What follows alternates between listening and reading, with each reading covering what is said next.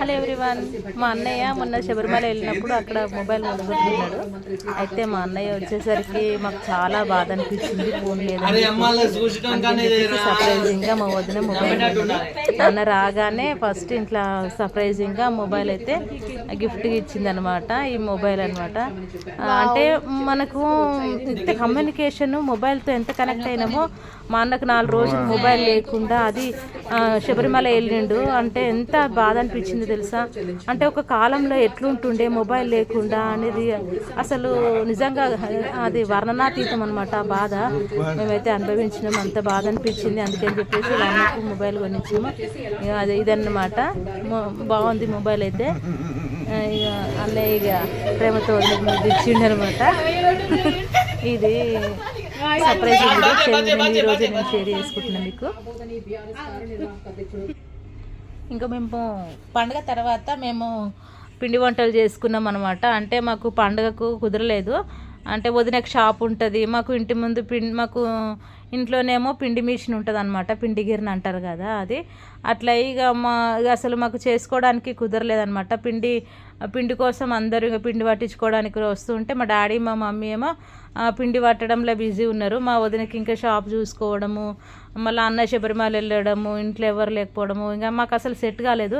అందుకని చెప్పేసి పండుగ అయిపోయిన తర్వాత నిన్న కనుమ రోజు మేము ఇట్లా అది చేసుకున్నాం అనమాట. మురుకులు అప్పాలు చేసుకున్నాము. ఇక మురుకులకు ఫస్ట్ పిండిలా ఉప్పు కారము మసాలా కొన్ని రకాల అన్నీ కలిపేసి ఇంకా మొత్తంగా అన్నీ వేడి నీళ్ళల్లో కొద్దిసేపు ఆ పిండిలో మంచిగా బాగా కాసినటువంటి నీళ్ళు పోసి కొద్దిసేపు మగ్గబెట్టిరు. తర్వాత ఒక 10-15 నిమిషాల తర్వాత అందులోంచి కొంచెం పిండి తీసుకొని ఆ పిండికి కొంచెం వాటర్ అద్దుకుంటూ మంచిగా ముద్దగా ఇట్లా కట్టడం అయితే జరుగుతుంది. మనము ఎంత బాగా పిండి అనేది బాగా పిసికితే కనుక అంత జిగురు అనేది వస్తుంది. అంటే పిండికి అట్లా బాగా మసాజ్లా చేస్తుంటే పిండి నుంచి అది వస్తుంది కాబట్టి దానివల్ల మంచిగా మురుకులు కూడా చాలా బాగా వస్తాయి అని చెప్పేసి మా మనోరక్క మంచిగా ఇట్లా పిండి అయితే విసుకుతుంది. మేమైతే ప్రతిసారి వేసుకుంటాం. కానీ మేము చిన్నప్పుడు మేము చాలా వేసేది. మా మమ్మీ 10 కిలోల దాకా వేసేది అనమాట. మురుకులు అప్పాలు అట్లాంటివన్నీ. ఇంకా రాను వీటి మీద ఇంట్రెస్ట్ అందరికీ పోయింది. అబ్బా మురుకులు అంటే ఒకప్పుడు ఎట్లుంటుండే తిందాం అనిపిస్తుండే. ఇప్పుడు ఏదైనా ఇన్స్టెంట్గా ప్రతి ఒక్కటి బయట ఫాస్ట్ ఫుడ్ సెంటర్లో దొరుకుతున్నాయి కాబట్టి ఏది అంత ఇంట్రెస్టింగ్గా అనిపిస్తలేదు. కానీ ఇంకా ఇది ఏంటంటే ఇవి బయట దొరకవు కాబట్టి మనం ఇంట్లోనే ఎప్పటి నుంచో చేసుకునే సాంప్రదాయమైన వంటలు కాబట్టి ఇక మా ఇంట్లో అయితే ఈసారి ఎందుకు వదులుకోవాలని చెప్పేసి ఇంకా చేసుకుంటున్నాం అనమాట. ఇంకా మా అన్నయ్య ఇట్లా అదే పెంక పెట్టినాము. పెంక మీద అన్నయ్య ఇట్లా మురుకు అయితే ఇట్లా మంచిగా దాని మీద అయితే చేస్తుండే అనమాట. గన్నులా ఉంది, దాంతో ఇట్లా షూట్ చేసినట్టు ఇట్లా ఒత్తుతుంటే దాంట్లోంచి మురుకు అనేది బయటకు వస్తుంది. అట్లా ఒకటేసారి రౌండ్ షేప్లో ఇట్లా అయితే కటింగ్ అయితే చేసిండు. మేము ప్రతిసారి పండుగ చేసుకుంటే మస్తు అనిపిస్తుంది అసలు మన ఇంట్లో పిండి వంటలు చేస్తుంటే అయితే. కానీ కొంచెం కష్టం ఎక్కువ ఉంటుంది. ఎట్లా అంటే ఇంకా అన్ని రకాలుగా కష్టమే ఇది. కానీ తినేటప్పుడేమో ఇంకా అనిపిస్తుంది. కానీ చేసేటప్పుడు మాత్రం అమ్మో అనిపిస్తుంది. ఇంకోటి ఎక్కువ తింటే బాగుండు అనిపించేటోళ్ళు ఉంటారు. కానీ అది చేస్తుంటే మాత్రం సుక్కలు కనబడతాయి ఒక్కొక్కసారి. అంటే చాలా మంది ఉంటే ఏం కాదు, ఒక్కరే అన్నీ చేసుకోవాలనుకో అలాగ చాలా ఇబ్బంది అవుతుంది. అంటే ఒక్కొక్క రోజు ఒక్కొక్కటి చేసుకుంటారు అనమాట. అయితే మా దగ్గర ఎట్లా అంటే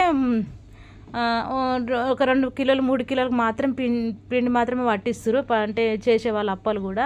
ఎందుకంటే ఇప్పుడు మాకు పిండి మిషన్ ఉంది కదా, ఎవరు ఎట్లా పట్టించుకుంటారో తెలుసు.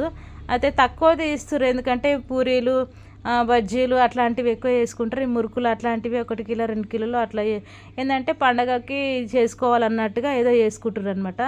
అయితే ఇప్పుడు చాలామంది ఏంటంటే ఒకప్పుడు ఏంటంటే పని ఎక్కువ లేకుంటుండే. అంటే ఇంట్లో పని ఎంత ఉన్నా కానీ మళ్ళీ పొలం పనులు ఇట్లా ఉంటుండే కాబట్టి వాటిని కూడా టైం అంటే సెట్ చేసుకొని చేసేవాళ్ళు. ఇప్పుడు అట్లా కాదు, అందరి జాబులు చేస్తున్నారు. ప్రతి ఒక్కరికి ఇక ఎవ్వరికి కానీ బయటకు వెళ్ళాలి అసలు టైమింగ్ అనేది సెట్ కావట్లేదు. అందుకని చెప్పేసి చాలా తక్కువనే చేసుకుంటారు. అండ్ ఫ్యామిలీస్ కూడా అందరికీ తెలుసుగా, అన్ని స్మాల్ ఫ్యామిలీస్ అయిపోయినాయి. ఒకరింట్లో 3 4 లేదా 5 అంతకుమించి ఉండట్లేదు.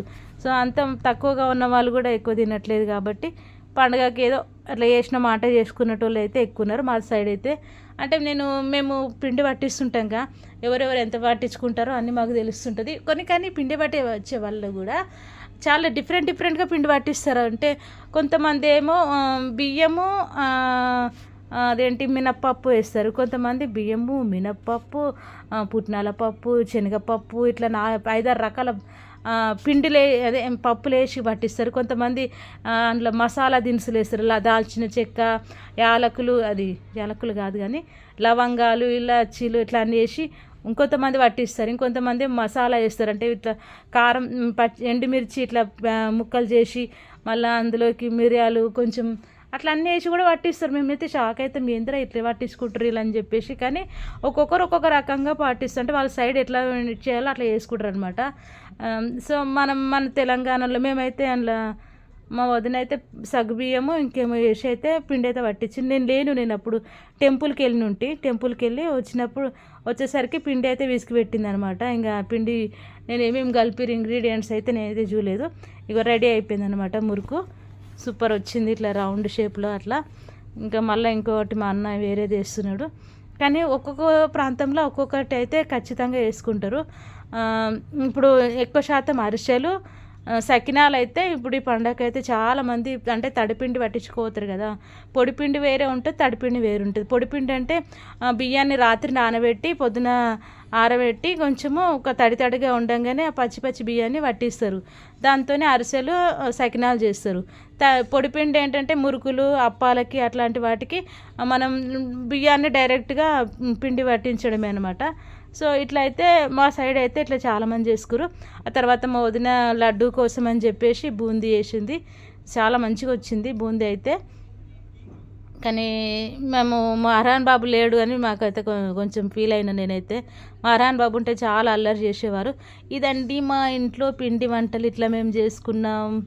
మీకు ఎలా ఉన్నాయి ఏంటి అనేది కామెంట్ రూపంలో చెప్పండి. Thank you so much for everyone. ఇలాగే మంచి అప్డేట్స్తో మళ్ళీ మీ ముందుకు వస్తూ ఉంటాను. ఇట్లా మీ విజయలక్ష్మి.